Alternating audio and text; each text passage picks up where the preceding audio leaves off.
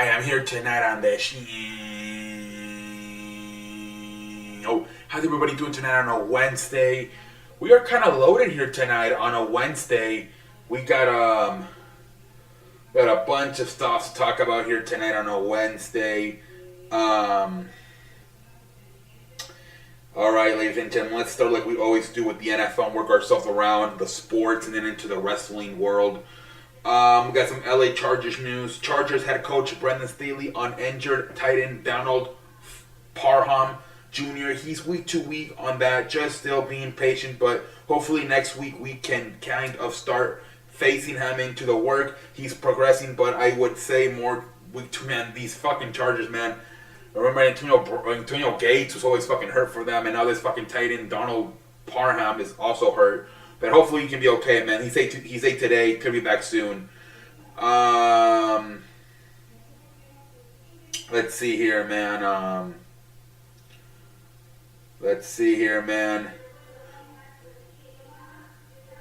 Freaking huge congratulations, by the way, to Dick Vitale, who today was announced cancer free. The college basketball announcer Dick Vitale, Dickie V. Shout out to you, man. Congratulations on being cancer free. Look forward to seeing Dick Vitale do college basketball games here in the next here as we get closer to basketball season, man. Great news to hear Dick Vitale is cancer free, man. Let's get on with the NFL once again. I just saw that pop there, and I'm like, let me give a shout out to my boy Dick Vitale, Dickie V, baby.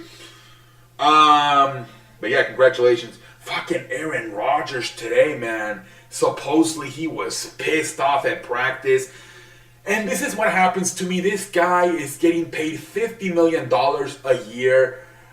You lost your best receiver, Davante Adams. What do you expect, you moron? Of course you're going to have shitty-ass players. Just complaining, mistaking, don't know how to run routes. When they run a route, it's terribly run. To the point where he had to have a meeting with the receivers. Like, because he went off in his press conference, and then he had to meet with them. I don't know if somebody, the coaching staff or the front office went down and talked to him about it, but he ended up having to have like a players meeting with the freaking wide receivers because almost like probably had to apologize because he just went off on them. And the other thing with Rodgers is, I think a lot of these quarterbacks, right, they start like practicing like around May, June, July. They go to like these different places, and they practice, right? Where this guy's probably vacationing all summer long and not even focused on nothing. He's freaking, I don't know. I never heard any reports about Rodgers taking his wide receivers out to work out during the summer before training camp started. Now they're behind. You see all these other fucking wide receivers taking their wide receivers for like at least 5 days. You go, if you're in a cold place, you go to a warmer place like Miami, Los Angeles. And this guy, I never heard a report of Rodgers in the offseason taking his receivers to work out. There were reports that Patrick Mahomes actually took all of the wide receivers that were new on the team, whether they were drafted or by free agency, and he was the one that taught them the system. And so by the time they got to training camp, they already knew the system because Patrick Mahomes had taken the time in the offseason to teach it to them. But and I don't know, the freaking general manager overreacted, ended up getting Travis Fulgham, who back in 2020 led the Philadelphia Eagles in receiving yards. He was with the I'm surprised the Broncos released him because with Tim Patrick getting hurt, but they did. And today he was signed by the Green Bay Packers. He should be nice. He can be like a second or third option, along with Allen Lazard and Sammy Watkins. So that's a good piece right there to pick up. Travis Fulgham, nice piece right there by the Packers. But yeah, man, Rodgers, man, gotta understand, man. That's what happens when you freaking making $50 million. You're gonna have average wide receivers, man. The more and more I hear about coming out of Green Bay, the more I like the Minnesota Vikings to win that division. I really do, man. I really do, ladies and gentlemen. Let's move on. Seattle Seahawks head coach Pete Carroll told reporters today that rookie running back Kenneth Walker is undergoing a procedure, but the team has said it is not a sport hernia. Yeah, apparently he's being bothered by a hernia, but it's not a sports hernia. Who knows what kind of hernia it is? But they're still believe he could play in September. September 11 opener. It's September 12th for them, I believe, actually, against the Broncos, Monday Night Football. But yeah, Kenneth Walker. Hopefully he can play, man. Hopefully, man. Head coach John Harbaugh announces that quarterback Lamar Jackson will not play in Baltimore's next preseason game. Yeah, don't play Lamar Jackson, man. Just have him healthy for the season to start. Falcons have signed former Cardinals and 49ers running back Deshaun Johnson. All right, nice move right there for the 49ers.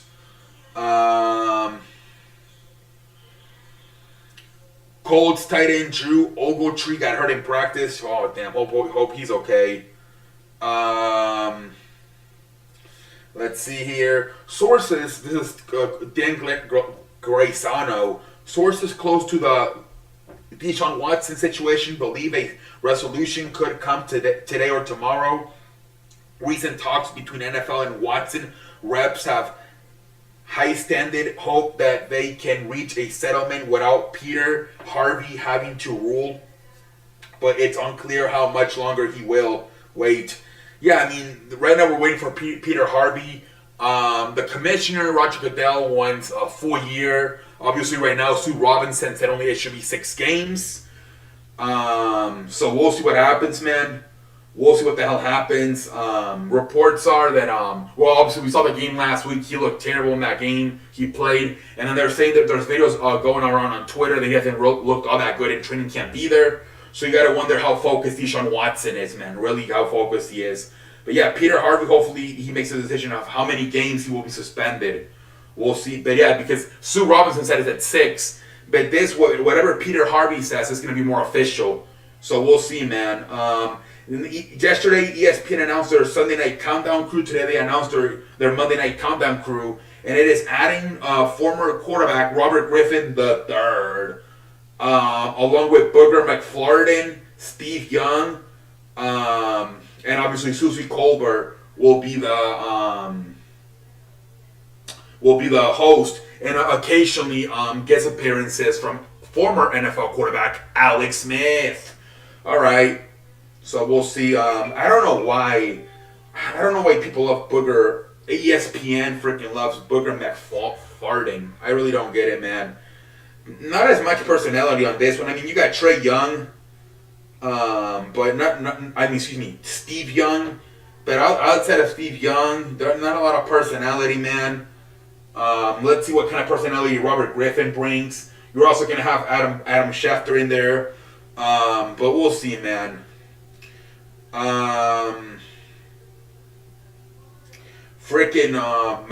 Nicole Hartman was carted off by the damn Chiefs training staff in practice today. Hopefully Nicole Hartman is okay. Jesus Christ, man. Hopefully Nicole Hartman is okay.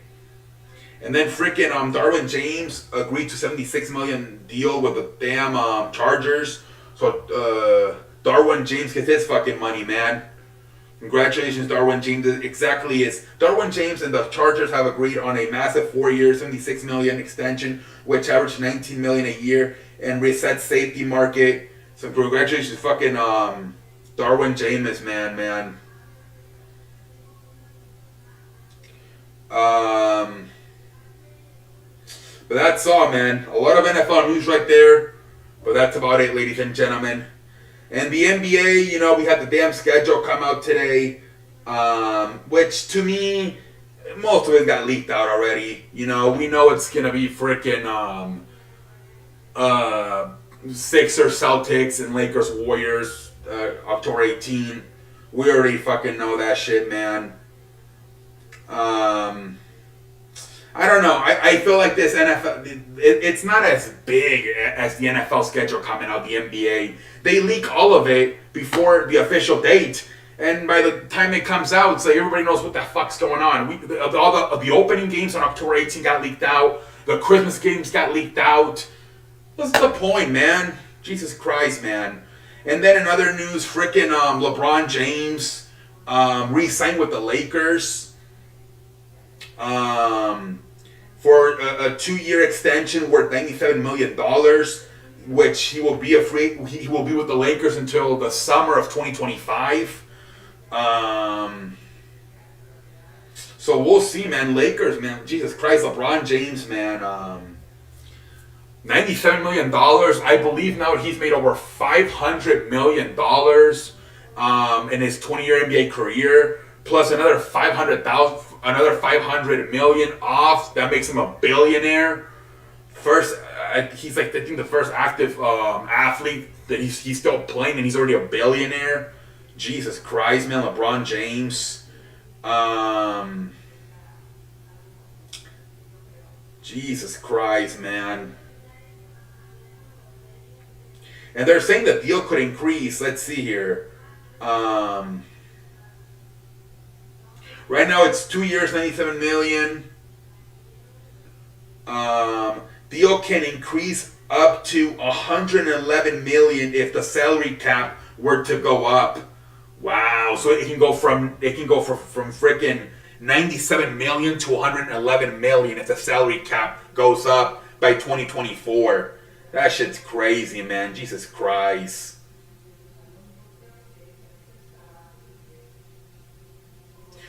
The 2-year $97 million extension, which includes a 15% trade kicker, makes LeBron James the highest earning player in NBA history with $532 million in guaranteed money.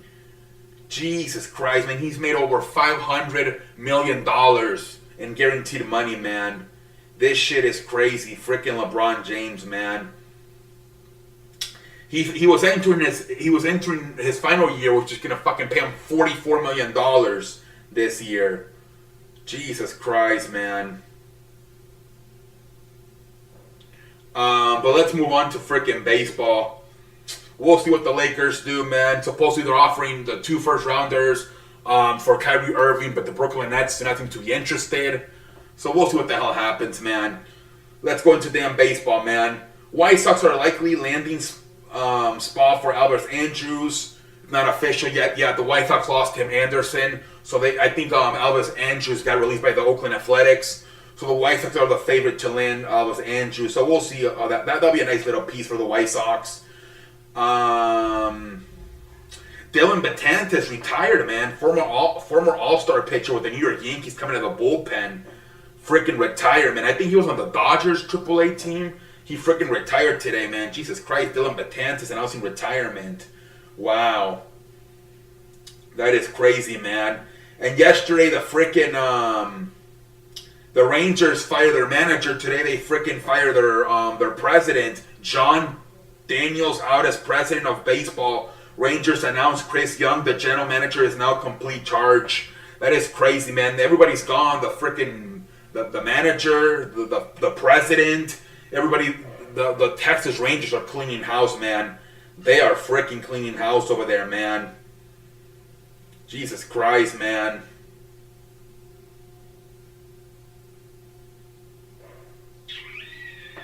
Yankees call up outfielder Estevan Farrell, hoping to get some spark because the Yankees can't stop losing. They want to get some spark, maybe some fresh air, so they call up their minor leaguer right there. So we'll see, man. We'll see if that can help the Yankees some spark. They need some spark, man. They can't freaking win anymore, man. The damn Yankees. All right, let's go through the damn scores, and then we'll go to wrestling. Freaking the Mets already won, didn't they? I think they won already. Yeah, the Mets won. All right, Giants beating the Diamondbacks 2-1. Astros beat the White Sox 3-2. Reds beat the Phillies 1-0. Cubs beat the Nationals 3-2. Twins beat the Royals 4-0. Blue Jays beat the Orioles 6-1. Mariners beat the Angels 11-7. Padres beat the Marlins 10-3. Red Sox beat the Pirates 8-3. Yankees beat finally the damn Yankees went 8-7 in extra innings. The Guardians beat the Tigers 8-4. Mets beat the Braves 9-7. That was a fun game right there, man. Mets and Braves. Cardinals beat the Rockies 5-1. Athletics beat the Rangers 7-2. Dodgers beat the Brewers 2-1. All right, ladies and gentlemen. Let's move over to the damn wrestling, man. Let's move over to wrestling. And then we'll call it a night here tonight on a Wednesday. Alright, ladies and gentlemen. So freaking Renee Papocket said on, or formerly known as Renee Young with WWE, said on her freaking podcast that one time she had to go pee really bad, and she wanted to go during the commercial break because this was when she was doing commentating with Michael Cole and Corey Graves, and she wanted to go to the restroom really bad, and Vince McMahon didn't let her go until after the show. And I guess Michael Cole and Corey Graves were trolling her. They kept passing her on a water bottle, and they kept talking about like fucking lakes and water and ocean. Jesus Christ, man. Yeah, I mean, but there's been talks about that shit that Michael Cole has said, you guys gotta stop drinking water within like 3 hours for the show. Because I guess, yeah, they're not allowed to go fucking pee in the middle of the show, even during a commercial break. Booker T told a story once too that he had to really go pee, and he had to hold it up until after the show. Yeah, man, there's some crazy stories about that shit, man. About commentators having to go pee, and Vince McMahon's not allowed them to. And you gotta wonder now with Triple H in charge if he's gonna let them to, man. But it's tricky how fast can you get to a restroom and then can you get back on time? But we'll see, man. They're saying that somebody, I don't know if it was Triple H or somebody in WWE, reached out to an AEW star who's currently under contract about what is his interest about possibly going to the WWE. A lot of people are saying, is this tampering? In the sports, in the NFL, NBA, MLB, you're not allowed to do this. It's called tampering. But I don't know what it's the rules in wrestling. Sean Ross Sapp was trolling that it might have been Bryan Danielson. But a lot of people think he's just trolling. But yeah, who knows who it was. I'm thinking Adam Cole could be a possibility. That to me sounds the one that Triple H would want to talk to the most. I feel Adam Cole. So I'm going to go with Adam Cole. But like I said, Sean Ross Sapp was trolling that it was Bryan Danielson. But who knows, man? That is crazy, man. I don't know what the legal things are on that, man. Obviously, in sports, you get in trouble by you lose some draft picks. So obviously in WWE, you're not. Or in wrestling, there's no draft picks. Well, there is a draft, but yeah, I don't know I don't know if Tony Khan could take any legal actions against the WWE for doing that. Sasha Banks is down in Oakland, and she had her fucking her car got broken into, and they took all of her makeup out, but thankfully she's okay. Nothing happened to her. They just broke her window and stole her makeup.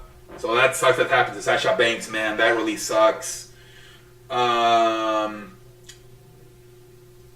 They're saying a lot of the freaking a lot of people believe that NXT UK is going out of business. I believe about 7 wrestlers last night showed up at NXT's event, Heatwave, NXT here in America, and they're saying that there's no shows planned right now for NXT UK. They're even saying that yesterday, what the guy at the end there, the guy that I forgot what his name was, the one that stood tall with Braun Breaker after his match, was actually the title, the tournament was still going on, and they just fucking spoiled it by him showing up with the title. The tournament's already over, but on TV on the Peacock they haven't shown the final match of the tournament. And they already spoiled it by saying he won the title. So that means that this shit might be out of business, man. They might just be sending all of those guys over to NXT America. And NXT UK might be going to the shithole, man. Also, they're saying that obviously the UK is preferring to televise soccer games over NXT UK.